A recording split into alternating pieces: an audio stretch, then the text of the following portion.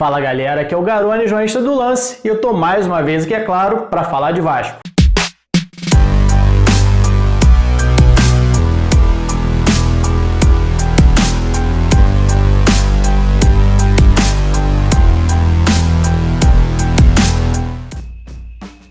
Bom, o Vasco eliminado da Copa do Brasil, terminou ainda há pouco em São Januário, empate em 0 a 0 com o Botafogo, e o Vasco precisava da vitória, pelo menos 1 a 0 para levar para as penalidades, não conseguiu e está fora da Copa do Brasil. Vou comentar um pouquinho sobre esse jogo aqui, já fiz o pré-jogo para a galera que me acompanhou na live um pouco antes, mas antes de começar eu faço convite para você se inscrever aqui no canal se está passando pela primeira vez, para você deixar seu like. Eu sei que você não gostou do resultado, não gostou da desclassificação do Vasco, mas eu faço convite para você me ajudar aqui para esse vídeo aparecer para mais pessoas e chegar a mais novos inscritos aqui. Faço mais um convite, deixa aqui nos comentários o que você acha que o Vasco poderia ter feito de diferente para sair vencedor desse confronto, para sair classificado desse duelo com o Botafogo. Bom, mas vamos lá, vamos falar desse Vasco 0, Botafogo 0 em São Januário. Sensação é de que se tivesse mais 20 dias de futebol, o Vasco não ia marcar um gol. E dessa vez não foi por falta de posse de bola, não foi por falta de entrega dos jogadores, foi por falta de ideias ofensivas. O Vasco teve 64% de posse de bola no jogo, finalizou 14 vezes, só que 10 delas de fora da área. E só 2 delas em gol. E uma nem acho que ia em gol. Uma finalização do Andrei no primeiro tempo que o Gatito espalma para fora, mas a sensação que dava é que ela já estava indo para fora. E a segunda finalização em gol é outra do Andrei de fora da área. Aliás, é uma característica desse time, mas não pode ser dependente só disso. O Ramon optou por colocar um time em campo com o Ribamar fazendo a ponta direita, até imaginava, com a presença do Ribamar, um Vasco jogando no 4-4-2, como foi no primeiro jogo, quando venceu por 3 a 2, onde o time iniciou dessa forma, Ribamar jogando próximo do Cano e o Cano inclusive flutuando perto do Ribamar um pouco atrás, sendo mais participativo no jogo.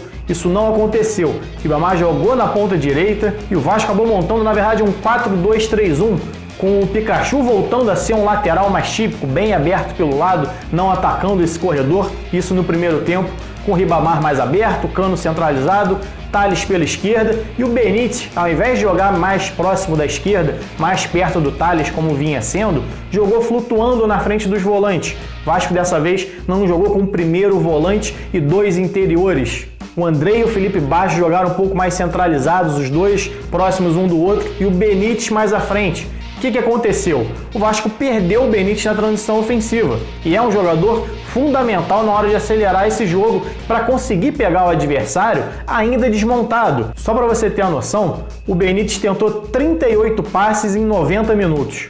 O Andrei tentou 78 passes nesse mesmo tempo. O Marco Júnior, que só jogou o segundo tempo, fez 40. E o Felipe Bastos, que normalmente já é menos participativo, em 45 minutos trocou 29, ou seja, 9 a menos só do que o Benítez, que jogou o dobro do tempo. Então essa ideia do Benítez jogar mais próximo do Cano, ao invés de tornar o time do Vasco mais ofensivo, de deixar ele mais próximo do ataque para concluir as jogadas, na verdade tirou uma peça importante na transição e o Vasco perdeu velocidade, o Vasco perdeu qualidade na saída de bola.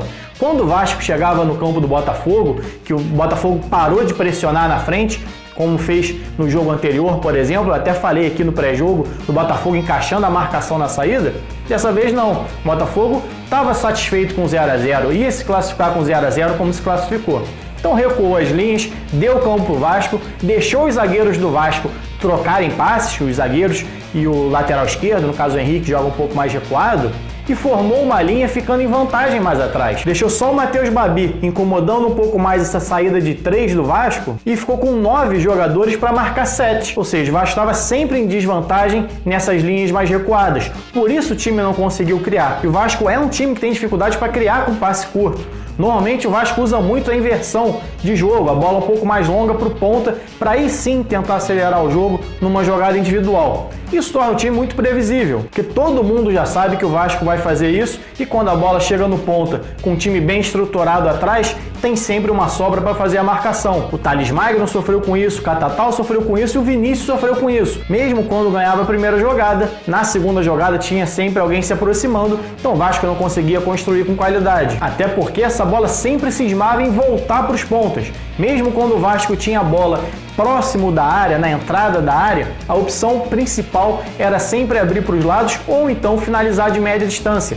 Teve até uma jogada já no finalzinho em que o Miranda carrega, até o Vasco acabou o jogo ali com o Miranda como primeiro volante, o Leandro Castan sozinho como zagueiro, Fernando Miguel virou centroavante. Como não conseguiu atacar de forma organizada, se desorganizou para esboçar algum ataque, ver se pegava o Botafogo desprevenido, e em momento algum isso pareceu que ia acontecer.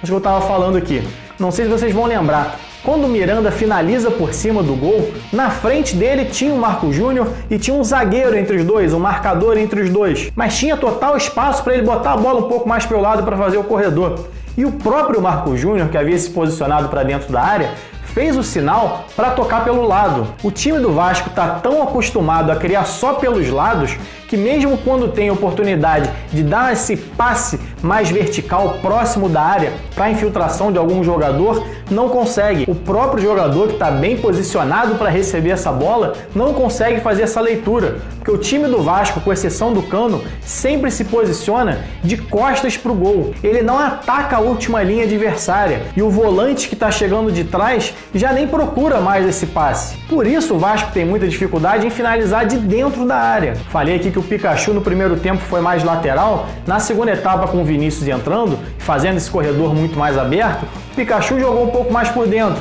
O Pikachu entrando dentro da área, o Cano entrando dentro da área, o Benítez dentro da área e todo mundo esperando um cruzamento. E muitas vezes esse passe vinha para trás para o André e para o Marco Júnior e nenhum jogador se posicionava para receber o passe. Digo, o passe mais vertical. Todos eles se posicionavam de costas para o gol para tentar fazer um pivô. Ou simplesmente aguardavam a finalização da jogada. Que deixa claro que não existe uma movimentação pensada desses jogadores no ataque. Ainda é muito intuitivo. O time circula, buscando um espaço e quando não tem espaço, finaliza de fora da área. Mas esses espaços só aparecem com movimentação. E não é uma movimentação qualquer. É algo que precisa ser trabalhado no dia a dia para que se torne natural, para que em determinados pontos do jogo os jogadores façam um movimento e quem está com a bola já saiba que esse movimento vai ocorrer para ele dar o passe. É aquela velha história que a gente sempre fala.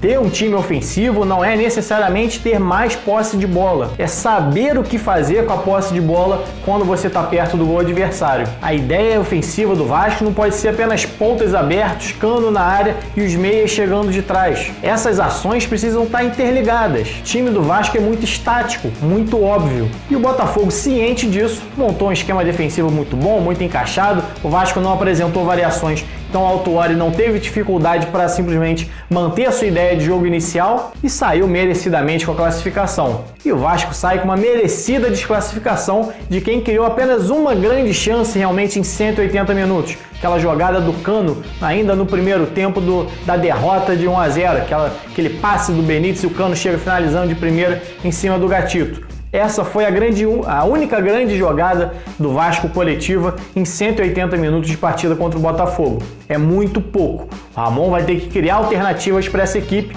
que já ficou previsível. Não quer dizer que nada presta no Vasco, não quer dizer que o Vasco agora tem que jogar de forma reativa como foi no ano passado. O Vasco tem boas ideias, segue sendo um dos times com menos gols sofridos na temporada em média, mas continua também com um dos piores ataques da temporada. E essa não é uma questão só individual, não adianta só trocar peças. Isso fica muito claro quando sai Ribamar, entra Vinícius, entra Catatal e muda muito pouco no volume ofensivo do time. Faltam ideias, faltam construções de jogadas trabalhadas no dia a dia para a gente ver elas colocadas em práticas dentro de campo. Vamos ver como o time retorna agora para o Campeonato Brasileiro. Bom, galera, é isso. Saudações e até a próxima.